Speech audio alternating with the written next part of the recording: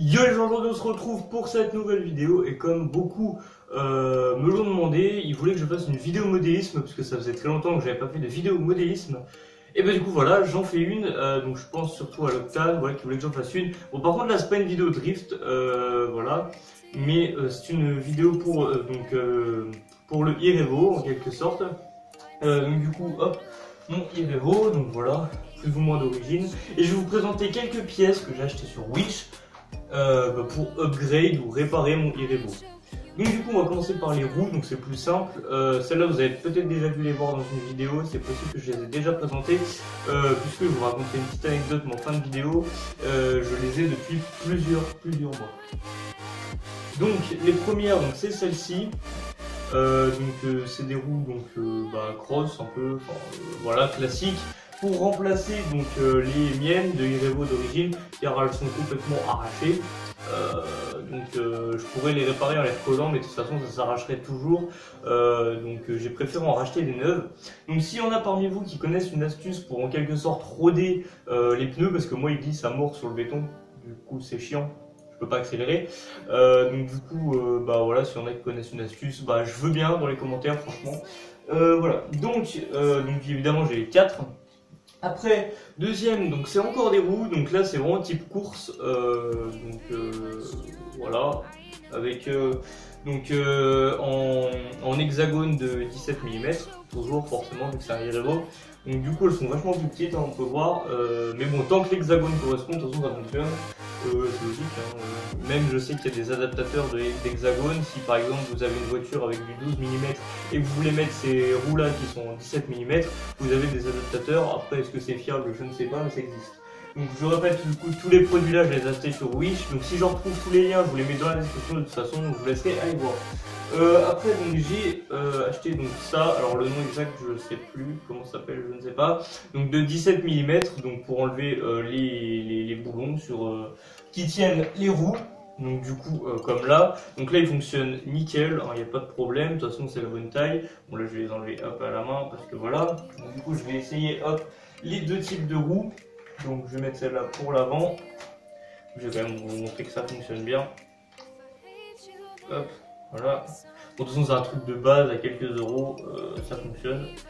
Heureusement. Hop, et voilà, donc voilà ce que ça donne du coup. Bon voilà, rien à dire de plus. Après donc les pièces suivantes que j'ai laissées là. Voilà, je vais ranger ça.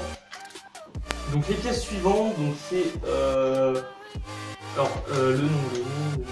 Merde, bon je connais plus le nom. Donc voilà, donc de la marque c'est GPM Racing Production, donc je sais pas, ça doit être une copie, je ne sais pas exactement, je connais pas toutes les marques. Donc voilà, donc c'est un lot donc pour l'avant, l'arrière, côté droit, côté gauche, enfin en entier quoi, il y a de tout.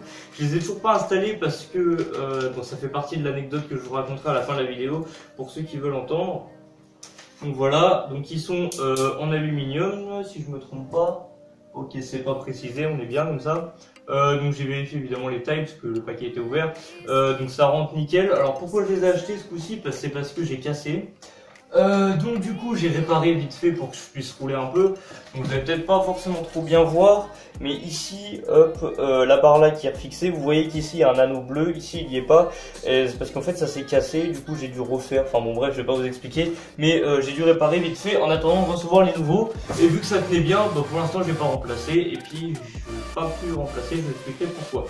Donc en tout cas là-dedans il y a vraiment tout ce qu'il faut, donc j'entends par là qu'il y a, alors du coup je suppose que ça c'est de rechange, donc des têtes de rechange, voilà, et toutes les vis évidemment pour visser, donc est-ce qu'il y en a de rechange ou pas? 2, 4, 6, 8, 10, 12, 14, 16, 2, 3, 4, 5, 6, 7, 8... Non, il n'y en a pas de rechange par contre des vis. Bon après normalement si tout se passe bien vous avez encore celle d'origine, donc du coup voilà, il n'y a pas de problème. Donc voilà, et le dernier truc donc, que j'avais acheté, c'est des triangles, ah non c'est pas le dernier truc, donc des triangles en aluminium, donc pareil de GPM Racing Production, enfin la même marque que l'autre. Hop, donc vous allez peut-être pas bien les voir, voilà, donc des triangles en aluminium. J'ai acheté juste l'avant tout simplement parce que c'était cassé. J'avais cassé, je sais plus, le côté droit ou gauche, et bon bref, du coup j'ai tout changé. Du coup bah là ils sont vraiment nickel, c'est peut-être un poil plus lourd mais au moins c'est solide, ça tient à coup sûr. Donc voilà. Hop, et bah, les dernières pièces, donc là c'est installé aussi. C'est des cardans, donc pareil à l'avant, en métal en tout cas, de chez Hot Racing, je crois que c'était la marque. Bon là ça a l'air d'être une bonne copie de EA Racing et tout ça quoi. Donc du coup, hop voilà, je vais vous montrer plus près. Bon on verra pas des masses. Hop voilà, donc ici, pour la marque, bon je sais pas si vous verrez bien mais voilà. Hop. Le seul gros défaut que j'ai avec ça, c'est que du coup ça doit pas être en aluminium vu que ça rouille. Et vu qu'en fait, donc il n'y a pas de ressort ou de trucs comme ça, c'est deux pièces qui s'emboîtent une dans l'autre. Et bah ça y a des frottements, du coup ça enlève la peinture et ça rouille à mort. Bon après ça fonctionne toujours nickel, hein, là il n'y a pas de problème. Mais bon ça rouille donc c'est un peu chiant. Je suppose que dans le temps ça devrait pas tenir beaucoup d'années. Mais bon pour l'instant c'est de rechange, j'ai pas payé ça cher donc du coup ça m'a bien aidé. Donc voilà. Hop. Donc voilà toutes les pièces du coup que j'ai achetées. Donc pour ceux qui attendaient la petite anecdote, alors là vous allez vous foutre de ma gueule évidemment, j'attends ça dans les commentaires. C'est qu'en fait j'ai pas roulé depuis plus ou moins 2 mois, ce qui explique le fait que mes pneus ne soient toujours pas rodés en quelque sorte et que les pièces ne soient toujours pas cassées ou pas installées. Pourquoi? Parce que j'arrivais plus à démarrer ma voiture. Donc je vous explique le problème en fait, pour ceux qui par hasard auraient le même problème. J'ai fait un saut bien haut, mais genre très haut, donc sur une rampe de skatepark, et j'ai traversé le skatepark, donc la rambarde de sécurité, je suis passé au-dessus, et j'ai atterri nickel sur les roues et tout. Il y a juste une batterie qui est sortie de la voiture, mais il n'y a pas eu de problème avec ça. Et donc le lendemain, je vais redémarrer la voiture, et elle redémarre pas. Et en fait, donc après avoir attendu 2 mois, donc c'est-à-dire là, j'ai voulu la redémarrer. Je me suis dit avec un peu de chance, ça va être un truc de magie, genre ça va fonctionner, je sais pas pourquoi. Évidemment non, ça aurait été trop simple. Donc j'observais vraiment la voiture et j'ai remarqué que le récepteur clignotait, alors que normalement il reste figé une fois que c'est connecté avec la manette. Et donc j'ai démonté vu que c'est un truc étanche et j'ai vu il y avait un bouton sur le récepteur pour le reconnecter à la manette évidemment. J'ai appuyé dessus, pouf ça remarche. Donc je suis vraiment con parce que je croyais que c'était je sais pas l'ESC ou le moteur, enfin en tout cas le combo qui était cassé. Et du coup non pas du tout.